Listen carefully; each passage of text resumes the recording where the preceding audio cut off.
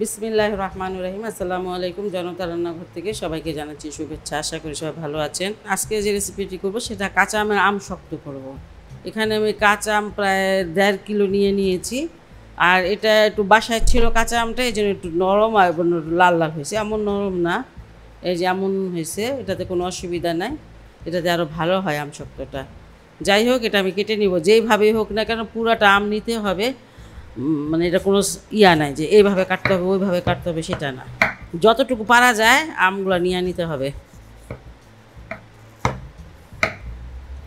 আমগুলো কাটা হয়ে গেছে, আর এখানে অল্প একটু পানি দিয়ে দিব, এই 100 গ্রামের মতন পানি দিয়ে দিলাম। আর সেই কাটা আমগুলো সবগুলো দিয়ে দিব।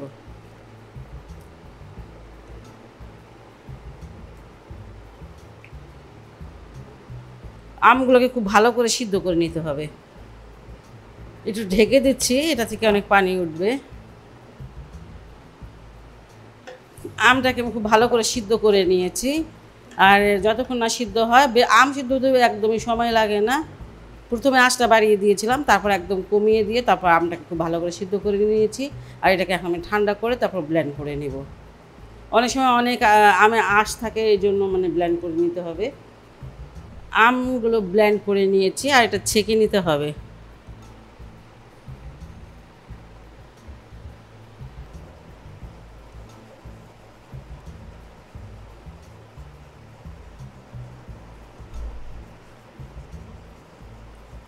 এটা ছেঁকে নিলে ভালো হয়, অনেক আমে আঁশ থাকে। আর আমাদের জানাও নাই কোন আমে আঁশ আছে, যা থাকে সব পরিষ্কার হয়ে যায়। ব্লেন্ডটা করে নিলে খুব সুন্দর হয় আর কি, স্মুথ হয় একটা পেস্ট। আমের পালগুলো বের করে নিলাম, আর এখানে চিনি দিয়ে দিচ্ছি 250 গ্রাম। কোনো কোনো আম টক বেশি হয়, আর কোনোটা বেশি টক হয় না। এই আমগুলো তো আমার একটা টক ছিল না। যাই হোক, আপনারা কী ধরনের মিষ্টি খাবেন সেটা বুঝিয়ে দিয়েন। এতক্ষণ চুলাটা নিভানো ছিল, এখন জ্বালিয়ে দিয়েছি।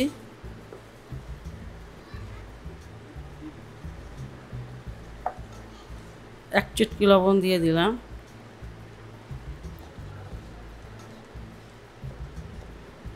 এই যে অল্প একটু ঘি দিয়ে নিলাম, তেল দিয়েও নিতে পারেন। আর এটাকে একটুখানি মেখে নিচ্ছি যাতে খুব সহজে উঠে যায় আর কি।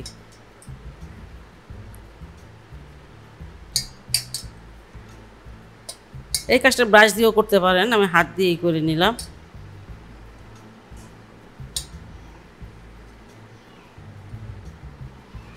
আম শেষ হওয়ার আগে, মানে কাঁচা আম শেষ হওয়ার আগে যত কিছু মন চায় বানিয়ে নেন কাঁচা আম দিয়ে, পরে তো শেষ হয়ে গেলে আর সারা বছর পাওয়া যায় না। একটু চটপটা করতে চাচ্ছি আর কি, একটু এখানে চটপটি মশলা দিয়ে দিলাম 1/2 চামচের মতন। আর যদি শুধু মিষ্টি করতে চান সেটাও পারেন, সেটা আপনাদের নিজের ইচ্ছা। আর 1/2 চামচ দিয়ে দিলাম লাল মরিচের গুঁড়া।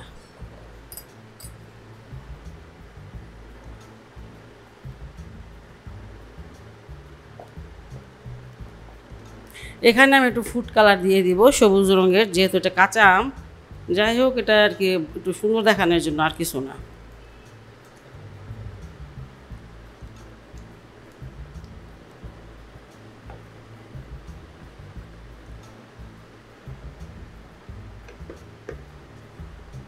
আর আপনারা কেমন করে বুঝবেন, দেখেন এটা কিন্তু এই যে, আর এই যে হাতে নিলে একটু এই যে চিপচিপা এরকম। এটা হয়ে গেছে, এটা এখন নামিয়ে নিব।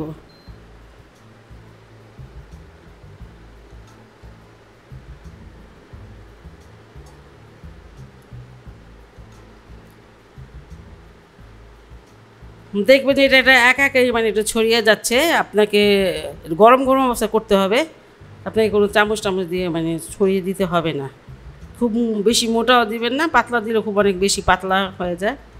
এটা যে কড়া রোদে দিলেও মানে শুকিয়ে যাবে, আর ফ্যানের নিচে রেখে দিলেও শুকিয়ে যাবে। আপনারা যেটা চয়েস সেটাই করেন। আমি এখন রাত্রেবেলা আমি ফ্যানের নিচেটাকে রেখে দেব। কালকে সারা রাত ফ্যানের নিচে ছিল, আর আজকে রোদ্রে দিয়েছি, আর হাতে লাগে না। চারিদিক থেকে উঠিয়ে নিতে হবে। এই যে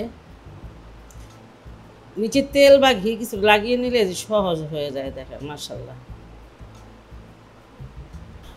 এরা মানে বছর ভরে থাকে, একটু ফ্রিজে রেখে দিলেই হয়। আপনি যে সাইজে কাটবেন সেই সাইজ সাইজ করে।